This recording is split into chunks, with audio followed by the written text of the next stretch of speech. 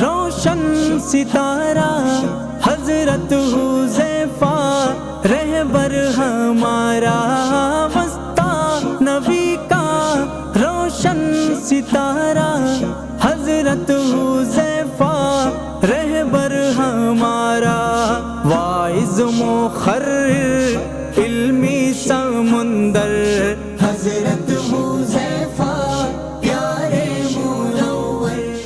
الحمد لله رب العالمين والعاقبة للمتقين والصلاة والسلام على سيد الأنبياء والمرسلين سيدنا وحبيبنا وحبيب رب العالمين محمد وعلى آله وأصحابه ومن هدى بهديه إلى يوم الدين۔ قال الله تبارك وتعالى في كتابه المجيد والفرقان الحميد فأعوذ بالله من الشيطان الرجيم بسم الله الرحمن الرحيم كتاب أنزلناه إليك مبارك ليدبروا آياته وليتذكر أولو الألباب۔ برادران اسلام، سرزمین جھارکھنڈ سے تعلق رکھنے والے نوجوان مائیں اور بہنیں، اس وقت ہم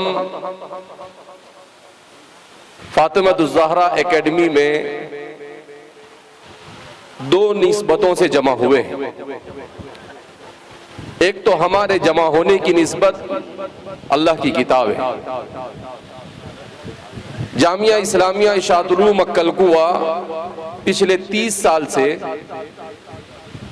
ہندوستان میں ہر 3 سال میں قرآنی کمپٹیشن مسابقۃ القرآن الکریم کا انعقاد کرتا ہے۔ یہ 10واں مسابقہ ہے جس کی ترتیب یہ ہوتی ہے کہ پہلے ہر ریاست میں مسابقہ منعقد کیا جاتا ہے کہ ہندوستان کے 29 ریاستیں ہیں جن میں سے تقریباً 25 ریاستوں کا مسابقہ ہوتا ہے۔ اس وقت اس مسابقے کی نوعیت یہ ہے کہ مسابقے میں ایک سیکشن ہے، ایک فرع ہے مکمل قرآن کی۔ جھارکھنڈ میں تقریباً 35 طلباء نے مکمل قرآن کی فرع میں حصہ لیا۔ اسی طرح سے دوسری فرع ہے تفسیر قرآن کی۔ سورہ نحل کی تفسیر رکھی گئی تھی جس میں جھارکھنڈ سے بہت کم طلباء شریک ہو سکے۔ اسی طریقے سے احادیث مبارکہ 40 احادیث مبارکہ جو فتن سے متعلق تھی اس پر ایک مذکرہ تیار کر بھیجا گیا تھا، مگر آپ کے یہاں سے اس سلسلے میں بہت کم شرکت رہی۔ بہرحال قرآن کریم یہ میری، آپ کی اور پوری انسانیت اور پوری امت کی ایک بابرکت کتاب ہے۔ اس کتاب کے نزول کا مقصد انسان کو صحیح راہ دکھانا۔ انسان کو صحیح راہ دکھانے کے لیے اللہ رب العزت نے اس کتاب کو نازل کیا۔ قرآن کریم خود اس کے بارے میں کہتا ہے کتاب انزلناہ الیک، کہ کتاب ہے جس کو ہم نے آپ پر نازل کیا، بڑی بابرکت کتاب ہے۔ لیدبروا آیاتی، تاکہ امت کا ہر فرد اس پر غور و خوض کرے۔ ولیتذکر اولو الالباب، اور عقل مند لوگ اس سے نصیحت حاصل کریں۔ ہمارے والد صاحب حضرت مولانا غلام صاحب دامت برکاتہم، انہوں نے اس سلسلے کو اسی لیے شروع کیا کہ امت کو قرآن کے ساتھ جوڑا جائے، اس لیے کہ اس امت کے تمام مسائل کا حل یہ کتاب اللہ کے ساتھ وابستگی ہے۔ جب تک کہ امت کا ہر فرد، چاہے بچہ ہو، چاہے نوجوان ہو، چاہے مرد ہو، چاہے عورت ہو، تمام کے تمام اللہ کی کتاب کے ساتھ منسلک نہیں ہوتے ہیں، وہاں تک کہ ہماری ترقی کی راہیں ہموار نہیں ہو سکتی ہے۔ رسول اللہ صلی اللہ علیہ وسلم پر جس کتاب کا نزول ہوا، اسی کتاب نے دنیا میں انقلاب خیر برپا کیا۔ 23 سال کے مختصر سے عرصے میں دنیا میں ہر میدان میں انقلاب خیر کی اگر کوئی معجزانہ حیثیت اگر کسی نے پیش کی ہے تو وہ صرف اللہ کی کتاب ہے۔ قرآن کریم یہ کوئی ایسی عام کتاب نہیں بلکہ یہ اللہ کا کلام ہے، خالق اور مالک کا کلام ہے، جس نے انسان کو زندگی جینے کا سلیقہ اس طرح سے کہ وہ اپنی زندگی میں اللہ رب العزت کو بھی راضی کر سکے اور پروفیشنل انداز میں سسٹم کے ساتھ تہذیب اور شائستگی کے ساتھ بہترین انداز میں اپنی زندگی کو کیسے گزارے، ان تمام کے تمام تفصیلات کو اللہ رب العزت نے اپنی کتاب میں بیان کیا۔ مگر افسوس ہے اس امت پر جس امت کو اتنا عظیم تحفہ اللہ رب العزت کی طرف سے عطا کیا گیا، امت نے اسے پڑھنا چھوڑ دیا، امت نے اسے سمجھنا چھوڑ دیا،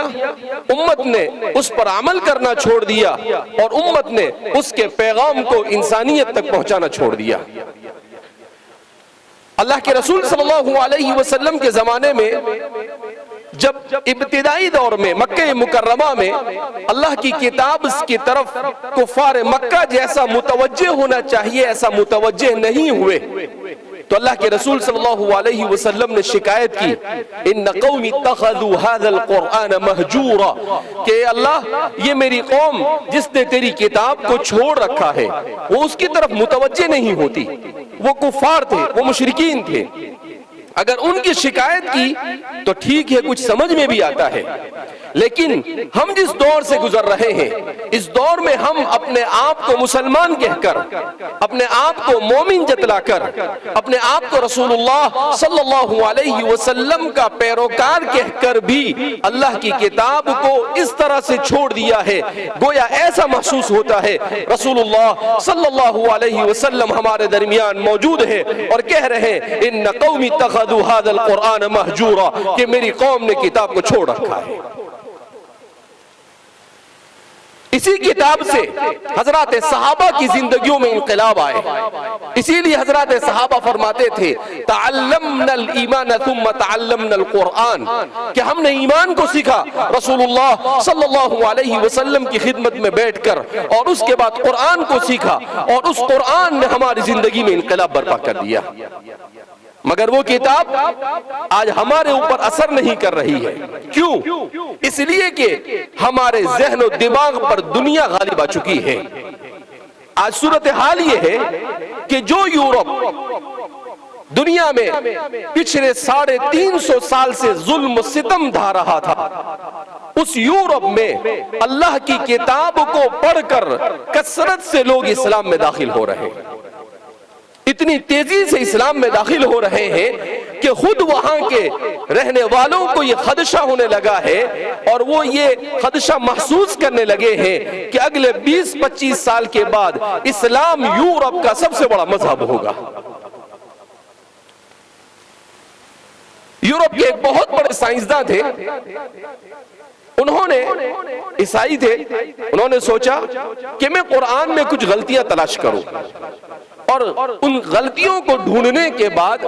میں لوگوں میں عام کروں اور عیسائیت کی طرف مسلمانوں کو دعوت دوں۔ اس نیت کے ساتھ انہوں نے قرآن کریم کو پڑھنا شروع کیا، قرآن کو پڑھتے گئے، انگریزی میں قرآن کا ترجمہ اس کی تفسیر جمع کی اور اس کو پڑھنا شروع کیا۔ کچھ ہی دنوں کے بعد جب قرآن کو انہوں نے پڑھا تو ڈاکٹر میلر بہت بڑے سائنسداں وہ کہتے ہیں کہ آہستہ آہستہ قرآن نے مجھے اپنی طرف کھینچنا شروع کیا، یہاں تک کہ کچھ دنوں کے بعد وہ اس بات پر آمدہ ہو گئے کہ انہوں نے قرآن کی برکت سے اسلام قبول کر لیا۔ جو انسانوں کو قرآن سے کاٹنا چاہتا تھا، اچھی نیت سے نہیں غلط نیت سے قرآن پڑھا، پھر بھی اللہ رب العزت نے اسے ہدایت سے مالامال کیا۔ اگر ہم مسلمان اچھی نیت سے قرآن کو پڑھنا شروع کریں تو ہمیں اللہ کتنی نعمتوں سے مالامال کر سکتا ہے۔ اس کے بعد انہوں نے مستقل ایک کتاب لکھی دی امیزنگ بک، کہ ایک بہت ہی لاجواب کتاب، اور اس کتاب کے اندر انگریزی میں انہوں نے اس بات کا اعتراف کیا کہ سب سے پہلے تو میں قرآن کے خلاف لکھنا چاہتا تھا، مگر جب قرآن کو پڑھا تو میں حیران ہو گیا کہ اس سے زیادہ حیرت انگیز کتاب میں نے نہیں دیکھی۔ میرا تعلق چونکہ سائنس سے تھا تو میں سائنسی مضامین کو، مجھے ہسٹری اور تاریخ سے دلچسپی تھی، ان چیزوں کو میں جب قرآن میں دیکھنے لگا تو میرے حیرت کی انتہا نہ رہی کہ قرآن کریم نے جتنی چیزوں کو بیان کیا ہے، 1400 سال ہونے کے باوجود بھی قرآن کی بیان کردہ نہ ماضی کی کوئی چیز غلط ثابت ہوئی ہے، نہ مستقبل کی کوئی چیز غلط ثابت ہوئی ہے، اور نہ قرآن کریم کا کوئی ایک مضمون بھی کوئی غلط ثابت کر سکا۔ انہوں نے لکھا کہ قرآن کریم نے کہا کہ آپ سب سے زیادہ حریص زندگی کا یہودیوں کو پاؤ گے، وہ موت کی تمنا نہیں کرتے۔ تو فرماتے ہیں کہ 1400 سالہ تاریخ میں کبھی ایسا نہیں ہوا کہ کوئی ایک یہود بھی ایسا کھڑا ہوا ہو اور اس نے کھڑے ہو کر یہ کہا ہو کہ قرآن کہتا ہے کہ ہم موت کی تمنا نہیں کرتے، میں موت کی تمنا کرتا ہوں۔ کہا آج تک کہ ایک یہود بھی کھڑا نہیں ہوا۔ کہا قرآن کریم نے ابو لہب کی زندگی میں اس کے سلسلے میں کہہ دیا تھا کہ وہ ایمان نہیں لائے گا، اس کا حشر یہ ہوگا، اس کی بیوی کا انجام ایسا ہوگا، اس لیے کہ وہ رسول اللہ صلی اللہ علیہ وسلم کو ستانے میں پیش رہتی تھی۔ کہا قرآن نے اس واقعے کے پیش آنے سے کئی سال پہلے یہ بات کہی، اگر چاہتا تو ابو لہب اسلام لا کر قرآن کے اس پیشین گوئی کو غلط ثابت کر سکتا تھا، مگر نہیں کر سکا، اور قرآن نے جیسا کہا ویسا ہی واقع ہوا۔ اس کے بعد وہ کہتے ہیں کہ اسلام نے، قرآن کریم نے جتنے بھی ماضی کے واقعات بیان کیا ہے، چاہے فرعون کا واقعہ بیان کیا ہو، چاہے نمرود کا واقعہ بیان کیا ہو، چاہے ابراہیم اور نوح اور بے شمار قوموں کے واقعات کو بیان کیا ہو، کہا آج تک کوئی مائی کا لال ایسا نہیں کھڑا ہوا جس نے یہ کہا ہو کہ قرآن نے فلاں واقعے کو بیان کیا ہے اور وہ واقعہ غلط ہے، وہ واقعہ پیش نہیں آیا۔ وہ کہتا ہے کہ میں نے پھر اپنے سائنٹسٹ، تو میں نے اپنے نظریے سے قرآن کریم کو سمجھنے کی کوشش کی، تو میں نے دیکھا کہ قرآن کریم نے نحل کا ذکر کیا، شہد کی مکھی کا، اور اس میں قرآن کریم نے مؤنث لفظ استعمال کیا کہ شہد بنانے کا کام یہ فیمیل کرتی ہے۔ کہا کہ آج 1300 سال کے بعد سائنس اس بات کو سمجھ سکی جس کو قرآن کریم نے پہلے ہی بیان کر دیا تھا کہ یہ کام فیمیل کرتی ہے، میل نہیں کرتا ہے۔ کہا اسی طریقے سے قالت نملۃ، قرآن کریم نے بیان کیا کہ چونٹی ان کی ملکہ ہوتی ہے، ان میں مؤنث جو ہوتی ہے وہ ان کی لیڈر ہوتی ہے۔ کہا آج کی سائنس نے اس کو تسلیم کیا اور قرآن کریم پہلے ہی اس بات کو بیان کر چکا تھا۔ تو کہا کہ میں جیسے جیسے قرآن کے مضامین کو پڑھتا گیا میری حیرانگی کی انتہا نہیں رہی، اور میں اس بات پر مجبور ہو گیا، بلکہ میرے دل نے گواہی دی کہ اس کتاب سے سچی کتاب روئے زمین پر کوئی نہیں ہو سکتی ہے۔ الفضل ما شہدت بہ الاعداء، اس کو کہتے ہیں کہ اپنا اگر تعریف کرے تو کوئی بات، لیکن اگر دشمن بھی تعریف کرے اس کا مطلب یہ ہے کہ اس کی حقیقت کو وہ تسلیم کر رہا ہے۔ اس لیے میرے بھائیوں، دوستوں اور بزرگوں اور ماں اور بہنوں، ہمیں یہ عہد کرنا ہے کہ ہم قرآن کی نسبت پر یہاں جمع ہوئے ہیں، ہم اللہ کی کتاب کو بہترین سے بہترین پڑھنے کا پورا عزم کریں گے بھائی، اس لیے کہ اللہ کی اس کتاب کو اگر ہم پڑھتے ہیں تو ثواب تو ملتا ہی ہے، اس کے ساتھ ساتھ انسان کو بے شمار برکتیں بھی اس دنیا کے اندر میں حاصل ہوتی ہے جس کا کوئی اندازہ نہیں لگایا جا سکتا ہے۔ لہذا ہمارے یہاں جتنے موجود ہیں ان سب کو ہمیں عزم کرنا چاہیے کہ کم از کم ہر مہینے میں ایک قرآن پڑھنے کا ہم معمول بنائیں گے بھائی۔ ایسا لگتا ہے مردوں کا ارادہ نہیں ہے پڑھنے کا، عورتیں بہت زور سے انشاءاللہ کہہ رہی ہے، مگر جھارکھنڈ کے مرد قرآن پڑھنا نہیں چاہتے۔ ارے بھائی قرآن پڑھیں گے؟ تو قرآن کریم کو پڑھنے کا، اسی طرح سے قرآن کو سمجھنا، اپنے بچوں کو قرآن کی تعلیم دینا، یہ میری اور آپ کی آخرت اور دنیا دونوں کو سنوارنے کا ذریعہ ہے۔ یہ دنیا میں واحد کتاب ہے جو کتاب دنیا اور آخرت کی کامیابیوں سے ہمکنار کر سکتی ہے۔ ہمارے والد صاحب کہتے ہیں کہ میں نے جو کچھ کیا، اللہ نے مجھے جو کچھ دیا، اس سب کے سب صرف اور صرف کتاب اللہ کی خدمت کی برکت سے دیا ہے۔ تو اس لیے اللہ کی کتاب، اسی لیے اللہ کے رسول صلی اللہ علیہ وسلم نے ارشاد فرمایا یرفع اللہ بہذا الکتاب اقواما، کہ اللہ اس کتاب کی برکت سے ایک بالکل ایسے خاندانوں میں پیدا ہونے والوں کو بھی سربلندی عطا فرمائیں گے جن کو کوئی پوچھنے والا نہیں ہوگا۔ اور ایک مرتبہ آپ اللہ کی کتاب سے لو لگائے، ایک مرتبہ اللہ کی کتاب کو پڑھنا اور سمجھنا شروع کرے، خدا پاک کی قسم اس سے زیادہ لذت آپ کو کسی چیز میں محسوس نہیں ہوگی۔ اس لیے میں آپ حضرات کو مسابقۃ القرآن الکریم کی مناسبت سے یہی پیغام دینا چاہوں گا کہ ہم سب اپنے گھر میں کتاب کو، قرآن کریم کو ایسے نہ رکھیں۔ ہمارے یہاں کیا ہو گیا ہے کہ شادی ہوتی ہے تو بیٹی کو قرآن کریم بہترین سجا کر دے دیا جاتا ہے، مگر وہ بیٹی مہینوں تک، سالوں تک اسے کھولتی بھی نہیں، بعض مرتبہ پوری زندگی نہیں کھولتی ہے۔ تو یہ افسوس کی بات ہے،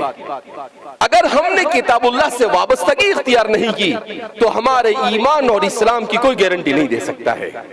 ہم جس دور سے گزر رہے ہیں یہ فتنوں کا دور ہے۔ فتنوں کے دور میں اگر ہم اپنے ایمان، اپنی نسلوں کے ایمان کو بچانا چاہتے ہیں تو ہمیں والہانہ انداز میں اللہ کی کتاب سے وابستہ ہونا پڑے گا، اس کی تفسیر کو سننا اور پڑھنا پڑے گا، اس کے مضامین کو سمجھنا پڑے گا، اپنے اوقات میں سے زیادہ وقت اس کے لیے کھپانا پڑے گا، تب جا کر اللہ رب العزت ہمارے لیے ایمان اور اسلام کے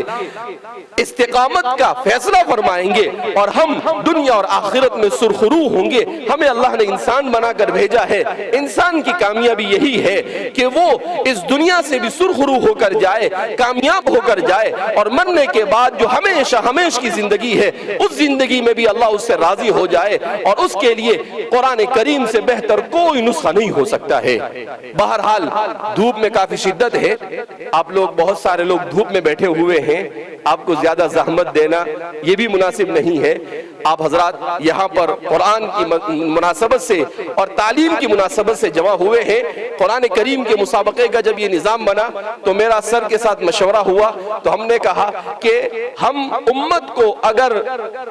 اس پورے ہندوستان کو جگانا چاہتے ہیں تو یہ ہمارے لیے سب سے اچھا موقع ہے کہ میں قرآن سے وابستہ کرنے کی بات کروں اور آپ تعلیم سے وابستہ کرنے کی بات کریں۔ ہم قرآن اور تعلیم سے امت کو وابستہ کر دیں گے، انشاءاللہ اس امت کے تمام مسائل حل ہو جائیں گے انشاءاللہ۔